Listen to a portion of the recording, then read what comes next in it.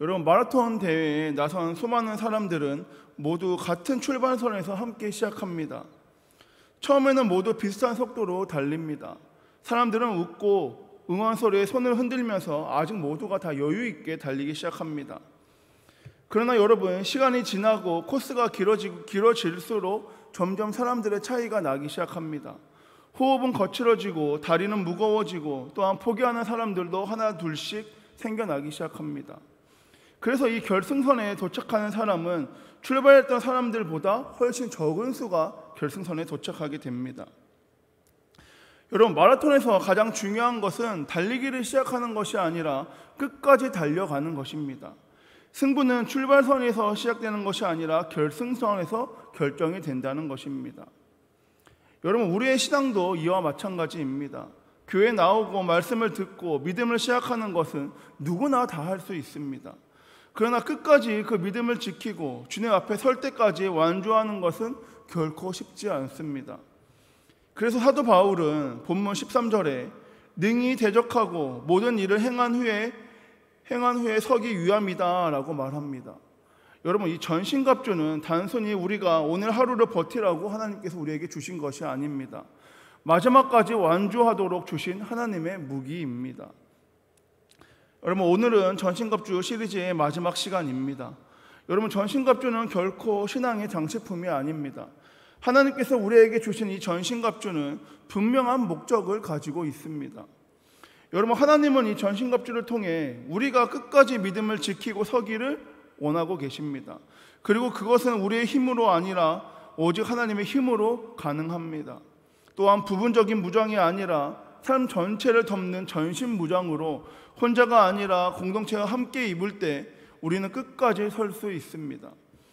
그러므로 이제 우리는 이 전신갑주의 참된 의미와 목적을 오늘 이 시간 4가지로 함께 살펴보며 하나님이 우리에게 주신 이 전신갑주의 본질을 다시금 붙잡으려고 합니다.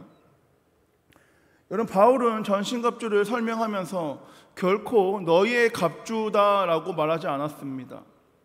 본문 11절에 하나님의 전신갑주를 입으라 라고 분명하게 말합니다.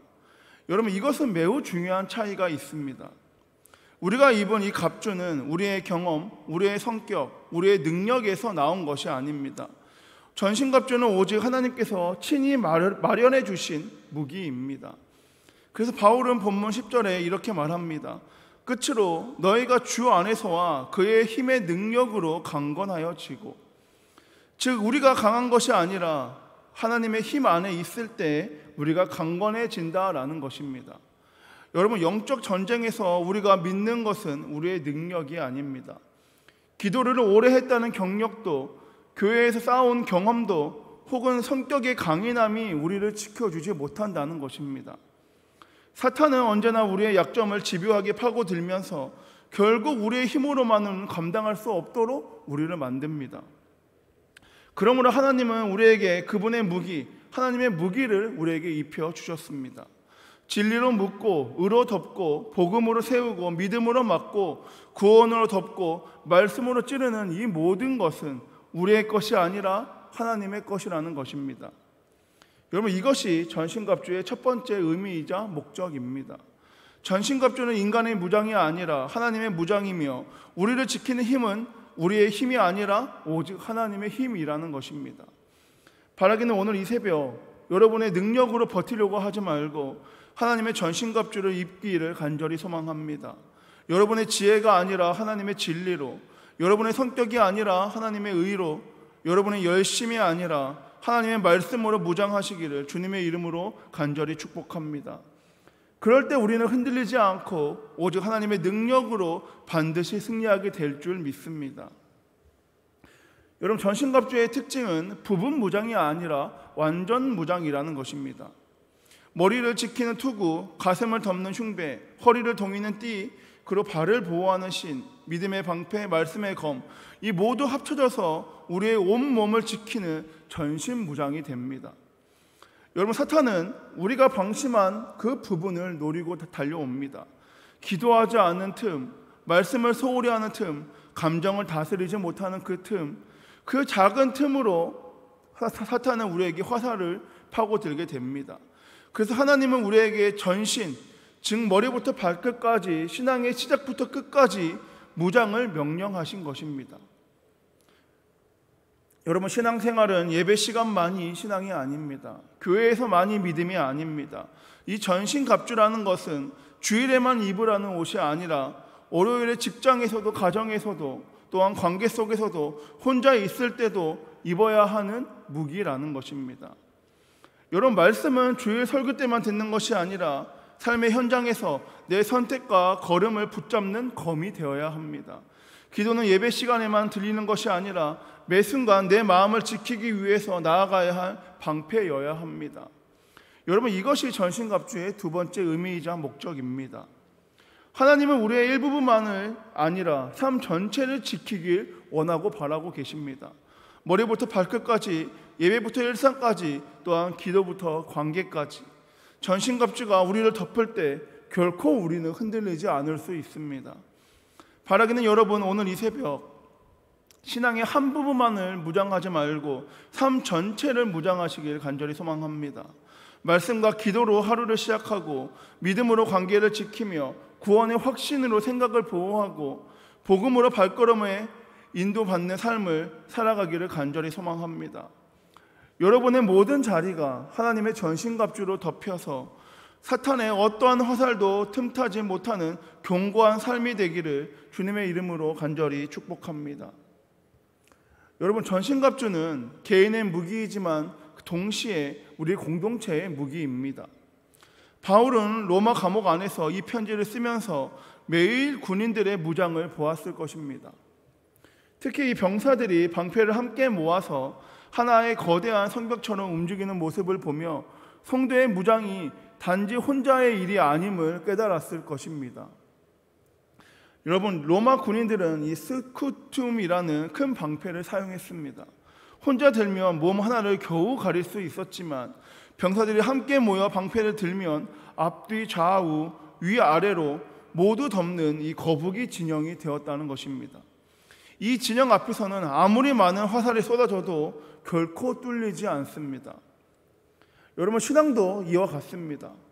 우리가 혼자 있을 때 우리는 너무나도 쉽게 무너지게 됩니다. 내 방패 하나로는 감당이 안 될 때가 반드시 우리에게 찾아옵니다. 그러나 여러분, 교회 공동체 안에 있을 때, 믿음의 공동체 안에 있을 때 우리는 다릅니다. 내가 지쳐 방패를 놓쳤을 때 누군가가 대신 막아줍니다. 내가 흔들릴 때 다른 이의 믿음이 나를 다시금 붙잡아 줍니다. 내가 무너질 때 함께 예배하는 공동체의 그 찬양과 고백이 나의 방패가 되어 막아줍니다. 그래서 교회는 단지 모여 예배하는 공간이 아니라 믿음의 방패를 함께 들어 전진하는 군대이자 공간이 되어야 합니다. 서로를 위해 기도하고 서로의 말씀으로 격려하고 서로를 예배로 붙들어주는 그 자리가, 그 안에서 우리는 쓰러지지 않고 승리하게 될 줄 믿습니다. 히브리서 10장 24절과 25절에 이렇게 말합니다. 서로 돌아보아 사랑과 선행을 격려하며 모이기를 피하는 어떤 사람들의 습관과 같이 하지 말고 오직 권면하여 그날이 가까움을 볼수록 더욱 그리하자. 여러분, 이것이 전신갑주의 세 번째 의미이자 목적입니다. 신앙은 개인이 아니라 공동체의 전쟁이며 하나님은 우리를 혼자가 아니라 교회라는 군대로 함께 세워주셨습니다. 그래서 우리는 함께 무장해야 하고 함께 나아가야 하며 함께 승리해야 합니다. 바라기는 여러분, 혼자 신앙을 붙들려고 하지 말고 공동체 안으로 들어오시기를 소망합니다. 함께 말씀을 붙들고 함께 기도하며 서로의 방패가 되어줄 때에 어떠한 화살도 우리의 중심을 무너뜨리지 못하게 될 줄 믿습니다. 여러분 모두가 공동체의 방패를 함께 드는 군사로 세워져서 끝까지 버티고 끝까지 승리하는 교회의 일원이 되기를 주님의 이름으로 간절히 축복합니다. 여러분, 바울은 전신갑주에 대해 설명하면서 이렇게 말합니다. 13절에 그러므로 하나님의 전신갑주를 취하라. 이는 악한 날에 너희가 능히 대적하고 모든 일을 행한 후에 서기 위함이라.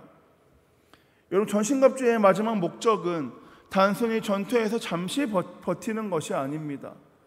마지막까지 믿음으로 지키고 서는 것, 끝까지 승리하는 것입니다.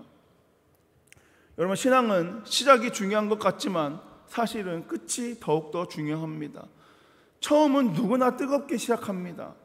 그러나 끝까지 믿음을 지키는 사람은 많지 않습니다. 그래서 주님은 끝까지 견디는 자가 구원을 얻으리라 라고 말씀하십니다. 여러분, 마라톤에서 중요한 것은 출발선이 아니라 결승선입니다. 영적 전쟁에서도 중요한 것은 잠깐의 승리가 아니라 마지막까지 서 있는 것입니다.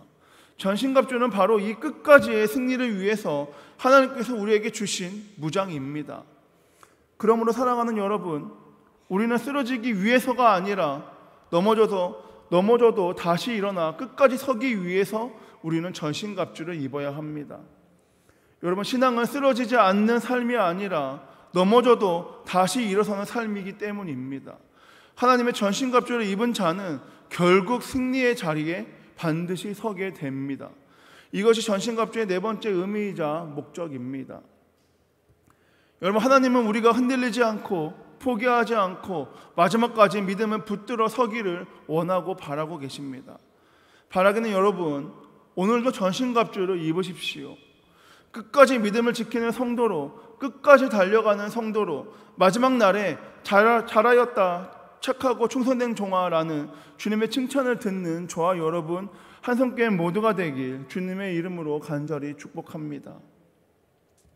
말씀을 정리하겠습니다. 사랑하는 여러분, 전신갑주는 단순한 교훈이 아닙니다. 하나님께서 친히 우리에게 입혀주신 무기이며 끝까지 믿음을 지켜 서기 위한 은혜의 선물입니다. 여러분, 오늘 우리는 네 가지의 목적을 살펴보았습니다.